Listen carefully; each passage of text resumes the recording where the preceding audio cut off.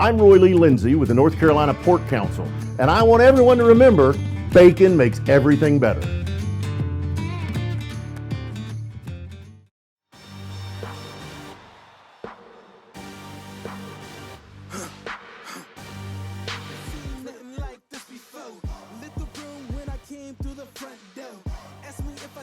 Welcome into the fifth quarter here on the North Carolina Sports Network. I'm Mike Waddell. He is the coach, Jim Collins, and we are talking about a big weekend of football in the Bold North State. North Carolina, NC State, App State, all in action, and Jim, all three get wins. But unfortunately, Duke could not make it a big 4-win collection as the Blue Devils went down to Miami in the early game on Saturday, and they played strong in this one, but the Blue Devils couldn't hang on. Miami is a very good team and atop the ACC now at 9-0. I don't know if anybody can get past the Hurricanes of Mario Cristobal here in 2024. Well, Mike, that's an interesting comment, your last comment about how things are going. And Miami is 9-0, and they are, along with SMU, atop the ACC standings. But what a strange year in college football, all over, with upsets everywhere. And the Blue Devils put up a good fight for a while. The fourth quarter, they ran out of steam a little bit. Cam Ward with 5 touchdowns, and he's just outstanding. If he's not the ACC Player of the Year, the only other guy that could possibly be that is the one we talked about a little bit earlier, or you mentioned earlier, by the name of Omari and Hampton. They without a doubt are the two best players in this conference. But Miami's very strong, and we've moved past what could have been a controversy in the ACC, in that we had 3 undefeated teams in Miami, SMU, and the Clemson Tigers. Well, the Clemson Tigers are not part of that any longer. So that it's down to 2 undefeated teams in the league, and we're headed into week 10. So it's gonna be interesting to see how everything turns out. Final score in that game down in Miami, 53-31, Miami over Duke. Now, the Blue Devils hung tough in this game, and their offense was clicking a little bit better than it had been in recent weeks. Malik Murphy, the Blue Devils quarterback, throwing for 325 yards and 3 touchdowns for the Blue Devils, who are now 6-3. They're already bowl eligible, as we talked about last week, but he was intercepted 3 times, and he fumbled the ball away late. You turn the ball over 4 times, you're not going to win many games. You can't win with turnovers, and I'm not moving ahead to the big win that NC State had, but that's the big difference in their team right now at NC State. They've stopped turning it over the last couple of weeks, and they've started producing in the red zone, and they're getting better as the year moves along. But the Blue Devils, they continue to shoot themselves in the foot, whether it is in the kicking game a week ago against SMU, or with the interceptions and the fumble and the turnovers in the game against Miami. You just can't do that and win the game. You have to be able to run the football, and you have to be able to stop the run, and you cannot turn it over. Duke has been a pretty solid team defensively. We talked about the Manny Diaz Blue Devils defense all throughout this season, and the Blue Devils did not want to see Cam Ward get electric down in Fort Lauderdale, but electric he did get. And when Duke holds teams under 21 points, they are 31-2 since 2018. When they give up more than 21 points, they are 10-40. What does Duke need to do to tighten up as they get down the stretch here and trying to add to that 6-win total here in 2024? Well, Mike, the tough thing for the Blue Devils right now is that they had played so well all through the early part of the season defensively, and I mean they're either first or second in the country in sacks, and they're first or second in the country in total negative plays. So they had played very, very well on defense. Now they play quite a few players, but maybe not as many as some other people at a high level are able to play. So a factor in the game could have very easily been the heat in Miami. With a noontime game, and they were in the game until the fourth quarter. So I would like to ask Manny that question: if the heat and the toll on their good players as they tried to play the game, if that was a factor late in the game. For the Blue Devils, they're back at it this week in a big rivalry game. That'll be at NC State 3:30. We'll talk about NC State a little bit later. But for Duke, this game against NC State is a big one. They've already gotten the win over North Carolina. You've been a member of multiple Duke football staffs over the last 40 years. What does the NC State game mean to Duke football?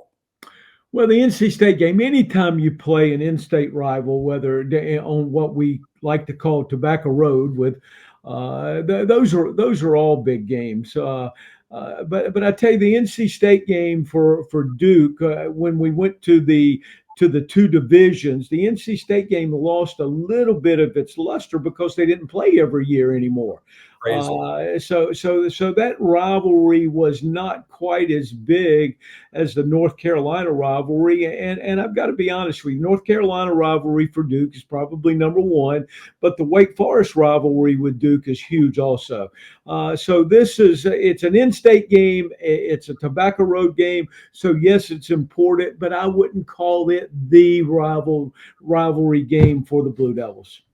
So for Duke, they'll play NC State this week. Then they have Virginia Tech at home at Wallace Wade Stadium before finishing up, as you mentioned, against their big rival game, the Wake Forest Demon Deacons. For NC State, they blasted Stanford. I mean, this was the best that the Wolfpack has looked in a long time.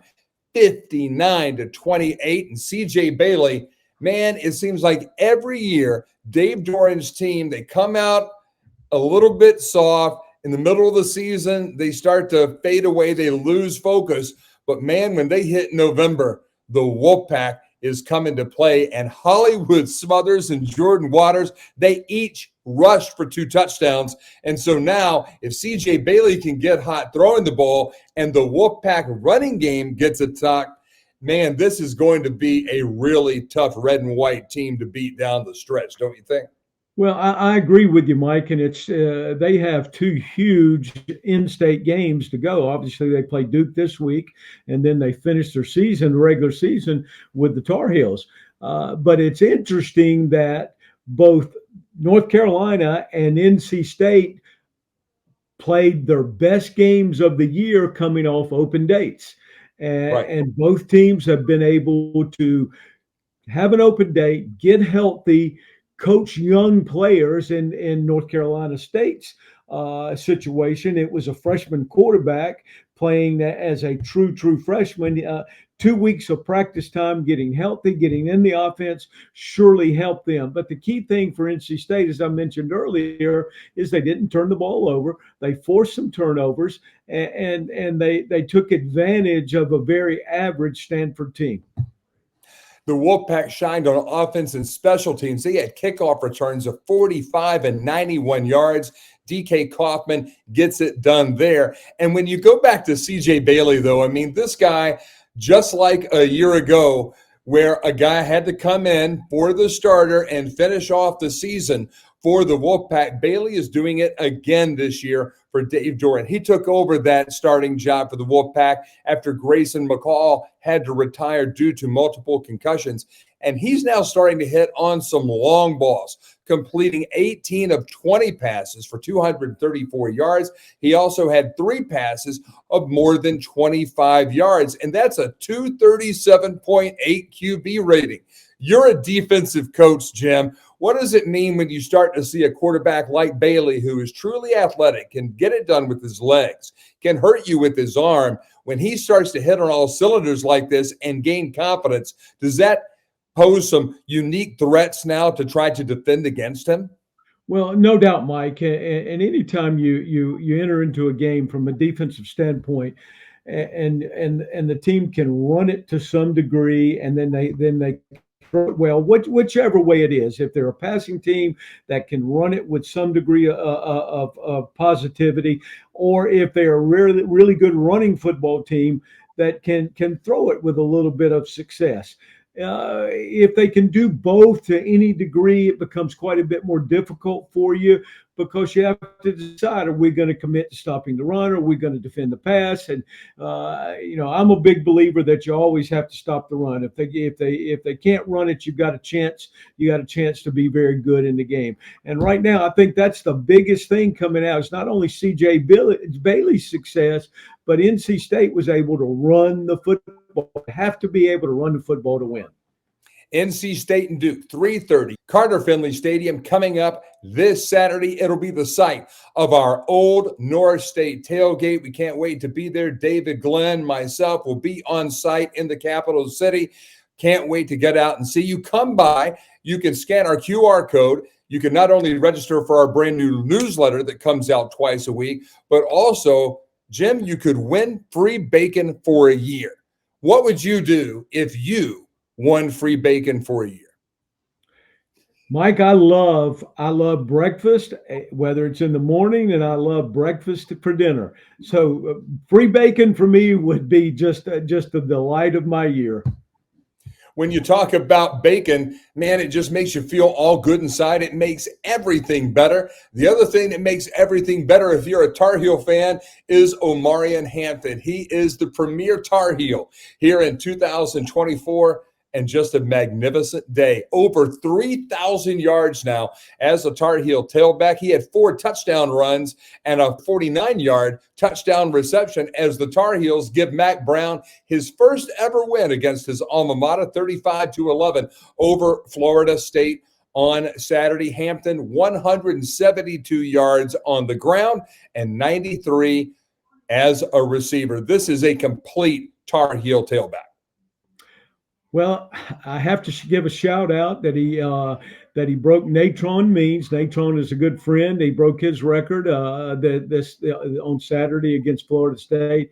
But Omarion is a fantastic player. He is what I would refer to is he can hit it all on all 3 cylinders. And by that I mean this: he can run it, he can catch it, and he's excellent in pass protection also.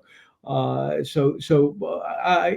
he's not the best back in the country, he is definitely the best back, in my opinion, in the ACC, and he has to be at least in the top 2 or 3 in this country. Love Omarion Hampton, and he says about 2 words a week, I think. Truly lets his play do the talking, and that does speak of volumes when you look at what number 28 has done for the Tar Heels. Also speaking volume is how bad Florida State is. Now, you're a former Gator national champion back in 1996. There's no love between Jim Collins and Florida State University, but wow, they're bad. I mean, Hampton was impressive on Saturday, but as impressive as he was, Florida State has just given up on this season. You cannot go to 1-8 and play the way they did defensively on Saturday in front of their home crowd. They just didn't look like they wanted to hit anybody at all. Well, that what we call a thud practice is usually a spring scrimmage or a scrimmage in preseason or whatever, where everything's live up front. The blocking's live up front. No cutting. You don't cut anybody or anything. But with a running back or a receiver, you tag off. You thud off. Sometimes you thud off. Sometimes we just tag off. So I think there was some thud and some tag off in on the Florida State defense this past weekend. It was, I'll be honest with you, it was embarrassing, really, really embarrassing. And you have to give Carolina credit. Now, they went in and they played their game, and they probably thumped the nose as well as anybody has all year. So the Carolina's peaking at the right time, and they've got good enough players. And I think the other key, along with Omarion, is two things that have happened. is Jacoby Criswell is really coming into his own as their quarterback. I think he was 12 out of 16 in the game. I may be off on that a little bit, and they're playing well defensively. Florida State struggles to throw the football at all, and Florida State had 28 rushes for 42 yards in the game. Carolina had the ball for 40 minutes compared to 20 out of the game. So tough to win with stats like that against you. Florida State's 1-8 right now. They'll play at Notre Dame, which means they're going to be 1-9. Then they come back against the Bucks of Charleston Southern on the 23rd, and then they close it out with Florida. Can you remember a time when Florida State played at the end of the year where these teams were as challenged as they are here in 2024? Not on both sides, to be honest with you, Mike. And now the Gators have had some struggles the last few years themselves with, if they don't have a winning season, this would be their third consecutive losing season. They're 4-4 right now, played okay against Georgia. There are no moral victories. But that game will be interesting at the end of the year. That could come down. I don't know exactly who Florida has left, but that could come down to the difference in Florida's season, whether they go to a bowl or whether they stay home, have a winning record or whatever. I know they played Texas A&M, who South Carolina spanked on Saturday night, 44-20. So that's what I mean, Mike. We talk about winning's hard. Winning is really, really hard these days, and Clemson gets beat by Louisville at home, and you could go on and on and on. There's so many upsets out there, and so many games that you would think would go a certain way. Vegas is struggling right now to make some of these projections on these games. Carolina now 5-4. They have an open date here the second Saturday in November. How helpful is that to Mac Brown and his coordinators to get this team ready for the final 3 games of the season against Wake Forest, Boston College, and, of course, the big game against North Carolina State in Chapel Hill on November 30th?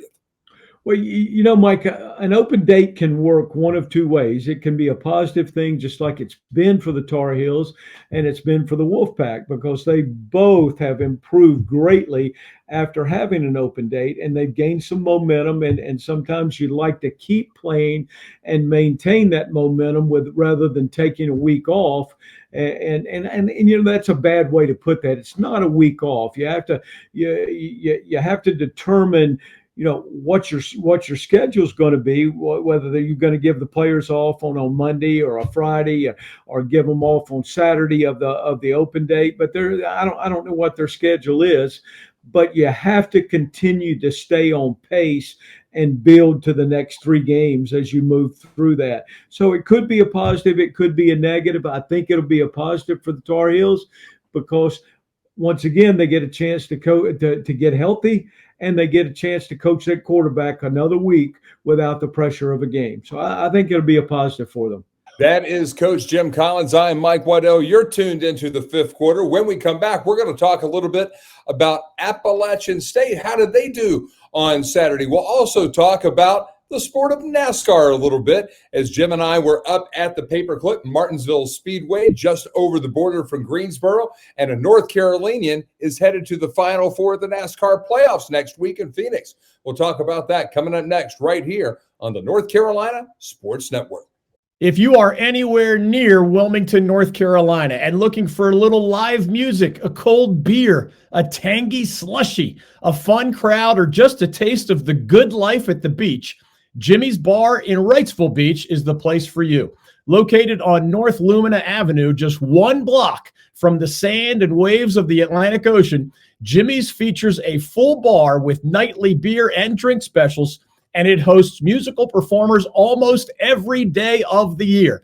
One more fun fact, Jimmy's annual Children's Bike Drive, which started in 2017, now distributes more than 1,000 bicycles and helmets per year to young people in the Wilmington area and beyond.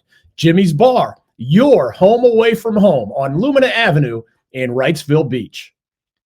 The Lawson Insurance Group in Raleigh is a family-owned business led by 3 actual brothers who happen to be huge sports fans. Ken Lawson, Miller Lawson, and Michael Lawson. I know these guys. I trust these guys, and I send these guys my own insurance business and that of my family. The next time you have insurance needs, I hope you'll do the same.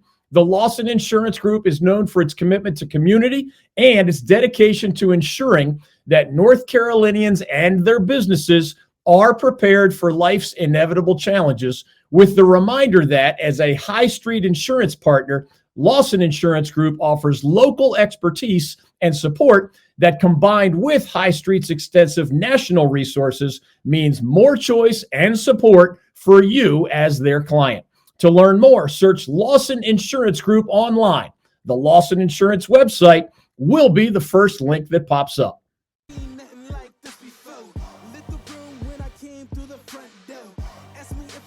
This is the fifth quarter on the North Carolina Sports Network, brought to you as always by the North Carolina Port Council, the foundational partner of the North Carolina Sports Network, and also the lead presenting partner for our Old North State Tailgate, which will have not one but two stops this coming week. First up, Jim, will be at East Carolina on Thursday night for their game against Florida Atlantic.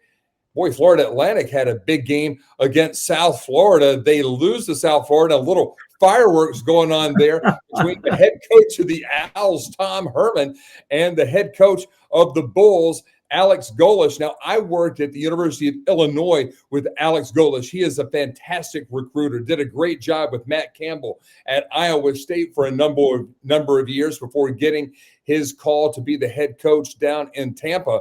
And that was a pretty sketchy exit for those two coaches coming off the field last night. Do you remember those emotions running hot after games during your sideline career? You do, but that's a little different now. I can't understand. I mean, especially the guy that was pissed off is the one who won,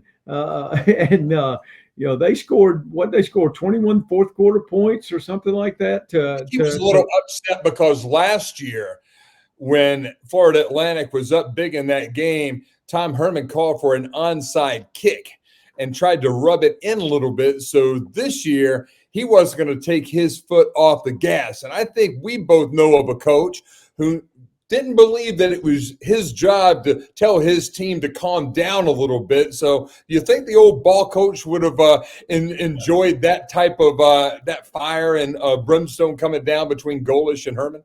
Well, he would have, but Coach was he did believe, Coach Spurrier did believe that it was your job to stop him, and that all of our players deserved to play, and the backup quarterback deserved to throw the ball, the opportunity to throw the ball, and the tailback deserved a chance to score. So, it's the other team's job to stop us, and if they can't stop us, then so be it. But once the game was over, Coach Spurrier knew how to go out and shake hands and be the right kind of guy. That's to me, that's not right for our game.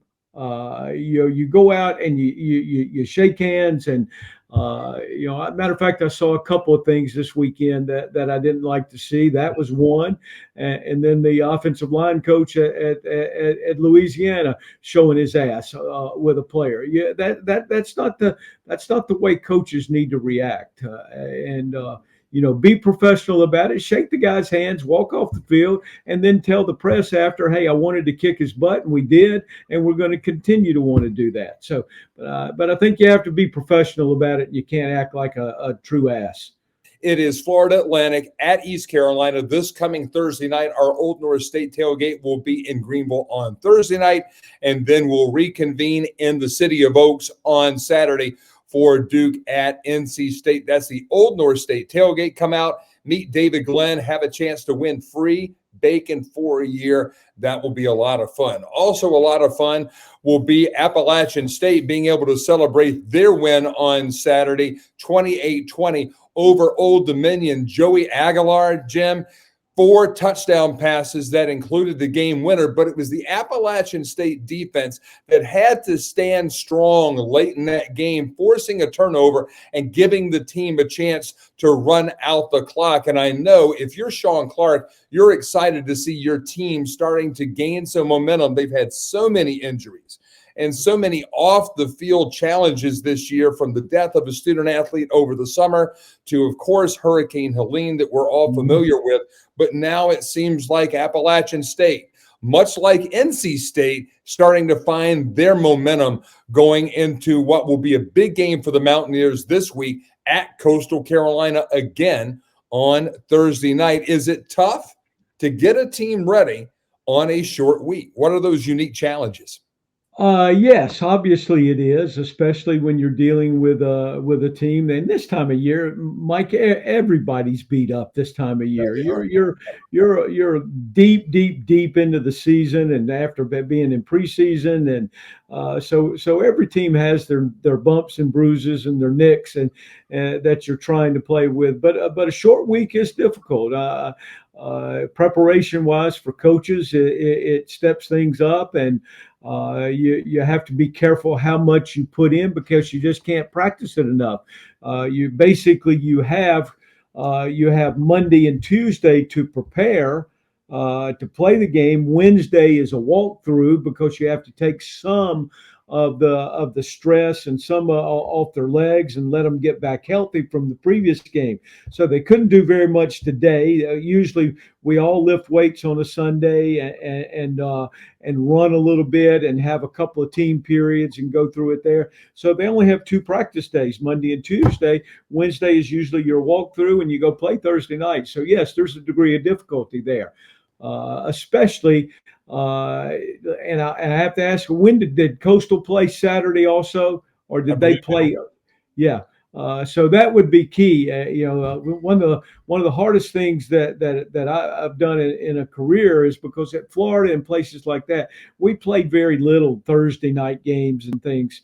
But when we were in the NFL, we played a late Sunday afternoon game and then had to come back and play the Cowboys on Thursday of Thanksgiving.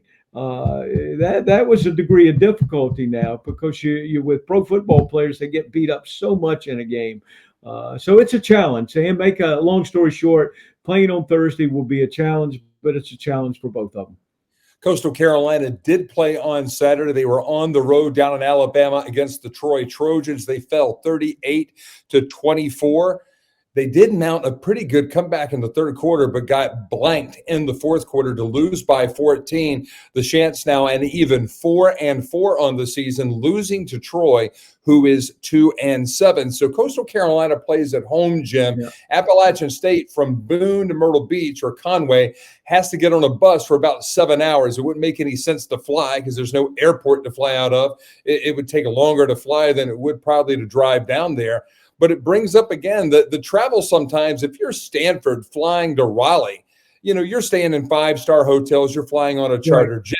If you're Appalachian State, you're hauling in one of those young buses and you're rolling it down there with 4 buses. And that is a challenge in itself. I mean, just getting on a bus at this time of the year leads to some unique bumps and bruises being maybe exacerbated a little bit. It makes for an uncomfortable journey, I would think. Well, that makes my earlier statement even more significant in that their Wednesday preparation will definitely be limited because of that bus ride. And I don't know what I would think they would have to walk through in the morning and then board the buses no later than 1 o'clock on that afternoon to get there for their meal at 8 o'clock. So it'll be interesting. Thursday, a day of rest on Thursday will be critical for them.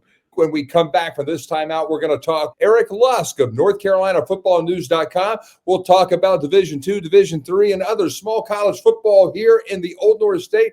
Coming up next, right here on the Fifth Quarter. I am a better person and a more effective business owner for having known and learned from Emily Parks over many years now. Emily's company, Organize for Success, helps multi-passionate business owners and executives bring harmony to all the layers of their lives, from work to side projects, from friends and family to hobbies, community, and beyond. With Emily's help, you too can make every minute matter. She helps you determine what earns your time and how to efficiently accomplish what matters. One of the many things I love about Emily is that she does not impose her will on her clients. She listens to them. That way she can better help them cultivate the lives they want to live. You can set up a complimentary call with Emily today by visiting organizeforsuccess.com. The original Saltworks has become a legendary breakfast, brunch, and lunch place in Wilmington for both locals and out-of-town visitors over the last 50-plus years. Our good friend Bob Hubbard owns the place, but he's also the one cooking your food and often roaming the dining room to greet you with a smile and to make sure your visit is a great one. Bob has been running the show at this unique roadside diner for more than 20 years now, and he and his friendly, hardworking staff aim to treat you like one of their own. Try Bob's homemade omelets, or special recipe grits for breakfast, or his legendary cheeseburgers for lunch. The original Saltworks, your breakfast and lunch choice on Oleander Drive in Wilmington.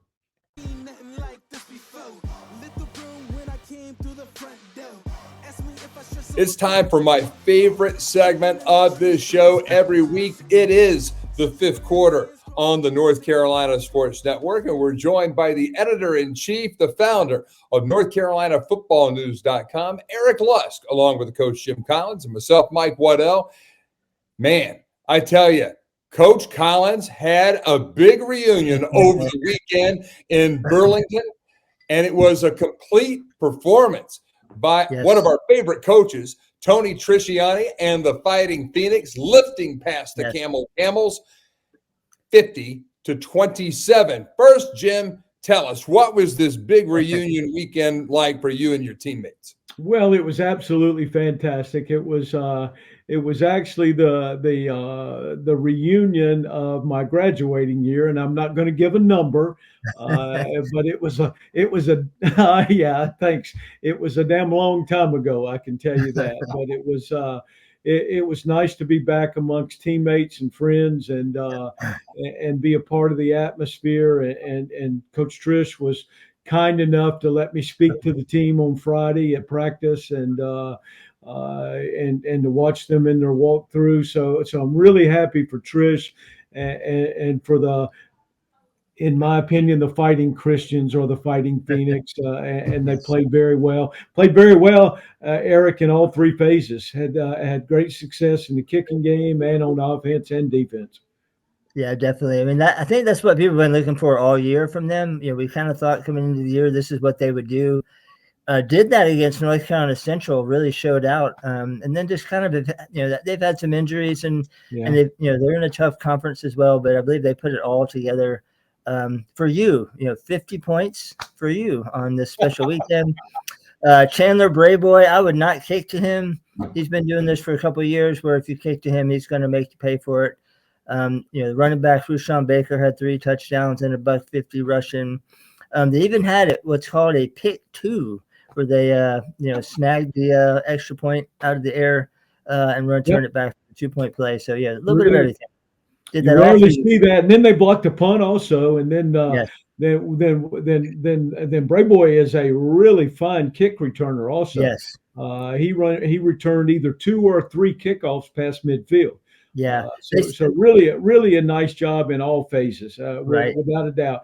And I'm going to go back to excuse me for interrupting, Eric, but you just brought up the number of injuries that Elon has been fighting, but also we talked about that with North Carolina. We've talked about that with North Carolina State. A lot of injuries we've talked about around the state. So I believe if I were one of the head coaches, I would be trying to investigate what we're doing in the off season and preseason so that we can prevent some of these injuries as they build up. Of course, these guys are so big and fast now, and the collisions are so great. But excuse my interruption with you, Eric, but I thought that was a very good point that you brought up. Yeah, definitely. People don't see that necessarily. They just see the score and think, something's wrong. But wanted to mention on Brave Boy that Elon put out yesterday, I believe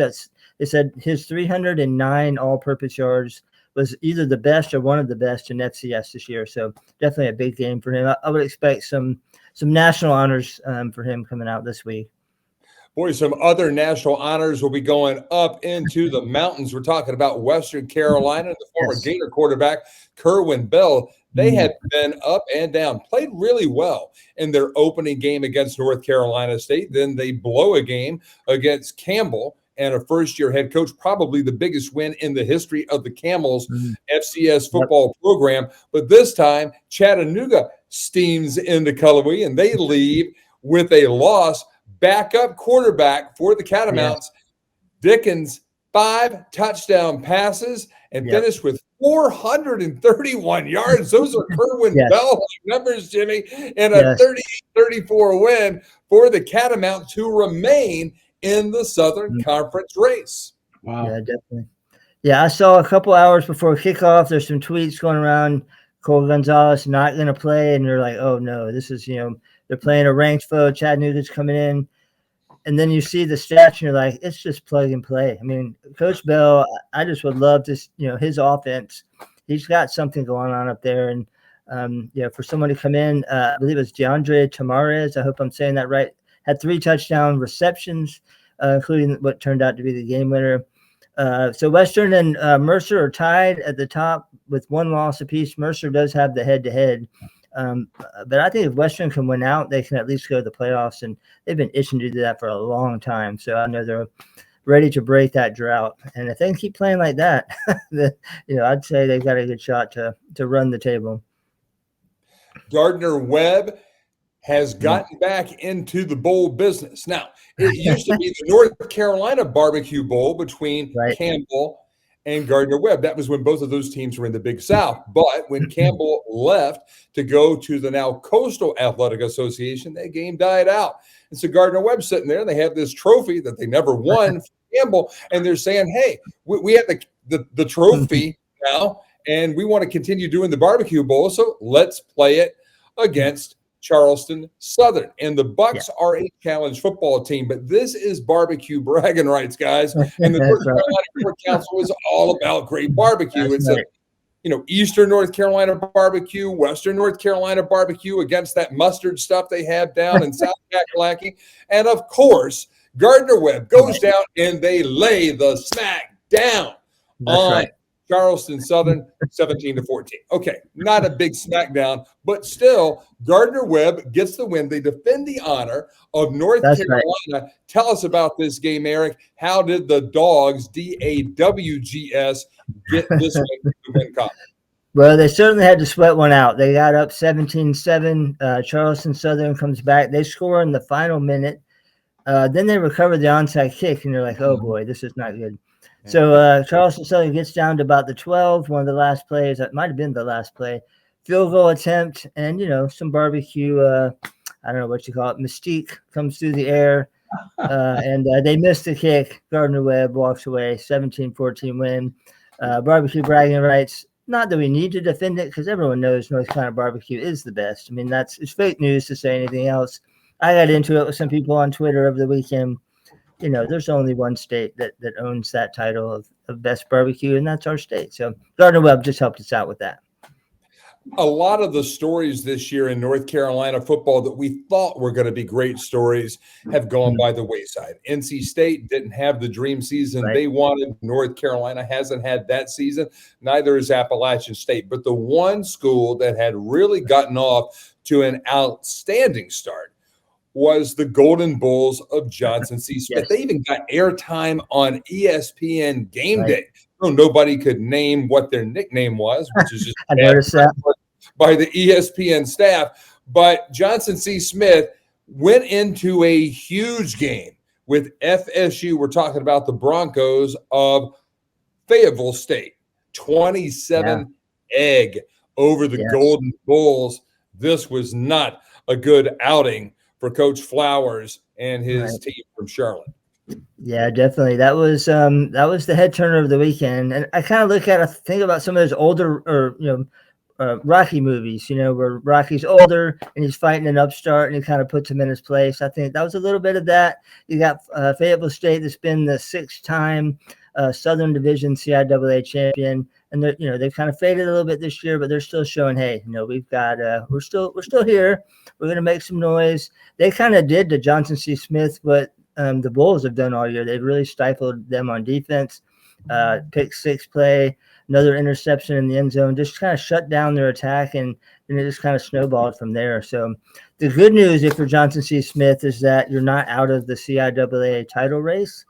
You've got a tiebreaker over Virginia State if it comes down to that. Maybe the bad news is that Virginia Union, a team they beat earlier in the year, has gotten red hot. They won 91-0 on Saturday against Bluefield State. I don't know if that was a message like, hey, Golden Bulls, we're here waiting for you in Salem, Virginia in a couple of weeks, but still not always lost. This will be, you'll kind of see what you're made of. How do you take a loss? How do you respond from that? And Johnson C. Smith has Livingston this weekend, and then if they take care of business, they'll be in Salem, Virginia for the title game. Wingate went into Moret Stadium in Hickory, and they were looking for the upset. And Lenoir-Rhyne goes down 14-10 in this game. The Bears, you got to feel sorry for their punter. I mean, this guy has a sore right foot today. He punted 9 times. I never punted that much. And I played for some bad football teams in high school and in college, but never punted 9 times. But I tell you, Lenoir-Rhyne, they were a top 15 team, but Wingate goes into their home field between the bricks and Hickory, and they take it to them. Yeah, the 3rd win in a row for Wingate against Lenoir-Rhyne. So the second, I believe, the 2nd in a row in Hickory. I was always intrigued because Lenoir-Rhyne they were ranked all year. Wingate was never really ranked and kind of considered by the experts not worthy of that ranking. But at the beginning of the year, I picked Wingate as a conference champ. I felt like that defense was going to be what took them to the top. We saw that on display Saturday. Wingate's held 5 opponents this year to their lowest point totals of the year. They did that again on Saturday. Lenoir-Rhyne, lowest rushing yards, lowest passing yards, lowest points. So that defense, they say, coach, defense wins championships. For Wingate, that's proven to be true right now. Mars Hill gets a big win over Emory and Henry. Tell us about that one. Yeah, definitely. That's kind of been, they gets lost a little bit with Wingate knocking off Lenoir-Rhyne. Mars Hill plays in a different division. They play in the Mountain Division of the South Atlantic. And they have missed a game. They were supposed to play Wingate, but the hurricane knocked that out. So they probably will not have a chance to compete for the conference championship. But they beat Emory and Henry. That team had just ascended to the top of the conference, and Mars Hill knocked them down a peg. 2 pick-6 plays in that game. And J.R. Martin, quarterback, I feel like I'm writing about him every week. Just a solid player. Counted for 3 touchdowns. And Mars Hill walks away with a senior day victory over Emory and Henry. UNC Pembroke has been one of the more prolific offenses in all of American college football here in 2024. And on American Indian Heritage Day, the pride of the Lumbee Nation comes out 79-20 over West Virginia Wesleyan. We have all the information right here on the 5th quarter and the North Carolina Sports Network. And Eric Lusk, give us some details on this classic. Yeah, it's interesting. Last year, UNC Pembroke kind of did this. They got hot at the end, averaged about 50 points a game toward the end of the year. This year, they're kind of following that same script. They've scored 60-plus in 2 other games. And I was kind of keeping up with this online, and it was 56-7 at the half, which is the school record. They finished with 79, 11 touchdowns. They scored, including a defensive touchdown, added a safety. Hey, why not? Let's get 2 more. And I put a little thing on Twitter this weekend. Their place kicker, 11 for 11 on PATs, kind of the unsung hero. 12 kickoffs. They worked him pretty good. But yeah, there's something about that offense. When they get rolling, they can get going. They can rack up the high score for sure. Now, I'm an old school WWF fan, and there was a tag team back in the 80s called the Natural Disasters. But in North Carolina, we have a tag team that could go by that same moniker, and that is Brevard and Lewisburg. Lewisburg, the Hurricanes, Brevard, the Tornadoes, both get big wins on the D3 and the JUCO level this past weekend. Yeah, definitely. That's really fun. Brevard won their 5th conference game out of 6 tries. They scored 41 points in the first half, returned the opening kickoff. Zachary Orr took it all the way back, and they just kind of rolled from there. Lewisburg won their 8th game, and they're the only junior college in our state and really the region. And so they've got to play a lot of kind of crazy games and go all over and meet teams halfway from Pennsylvania. But yeah, they're 8-2 and putting out prospects for the next season. And last weekend, Sunday, Lewisburg played Brevard's junior college team. So Little Hurricanes on Tornadoes matchup. Lewisburg won that one 60-0. So, they've got something going on there as well. So something to be proud of all the way down to our junior college ranks. We've just got solid football in this state, which is why we exist. So, yep. And congratulations to the North Carolina Wesleyan Battling Bishops, because they took care of the deadly sins of Greensboro College, the Pride, going down 23-21. Gentlemen, this has been a lot of fun. We've talked about everything this week, from NASCAR to Big 4 football to small college football. I have to ask you, as always do, Eric, what's that fabulous 15 going to look like when it comes out on NorthCarolinaFootballNews.com? Right. It looks like Wingate's going to ascend to the throne. It's been a little bit of a curse. Johnson C. Smith held on to it for about 3 weeks. So it looks like Wingate will slide in there. I mean, Lewisburg's won 8 games. I got to do something with them. Teams like Western Carolina, they're going to move back up. I don't see Johnson C. Smith or Lenoir-Rhyne, they're still having amazing seasons, special seasons. They'll be up there as well. So, but yeah, we'll put the Bulldogs at the top, and we'll see what flows from there. Jimmy, out of the Big 4 right now, North Carolina, NC State starting to find themselves, Duke already bowl eligible, Wake Forest starting to show some life. Who do you see right now as the top team out of our historical Big 4 here in North Carolina? Well, I have to go with the Tar Heels at this point in time because I think they're playing well on both sides of the ball, and they've solved some of their kicking game issues that they had earlier in the year, and very few penalties, long time of possession that they have. Excellent on third down. The only place that they struggled a little bit this past week is I think they failed to make a couple of fourth down opportunities. So I think that they are at the top of my list right now. They're playing like we thought they could play, with a healthy quarterback and healthy offensive line through the season, and playing as well as they have in a long time defensively. We're going to enjoy the rest of this college football season, and we still have a month plus to come. Again, this week we have not one but 2 stops on the Old North State Tailgate Tour coming up on Thursday. We go to Dowdy-Ficklen Stadium for the 2nd time this year, as it will be East Carolina and their new interim head coach, Blake Harrell, coming off the open date against Tom Herman and the Owls of Florida Atlantic. That comes up on Thursday.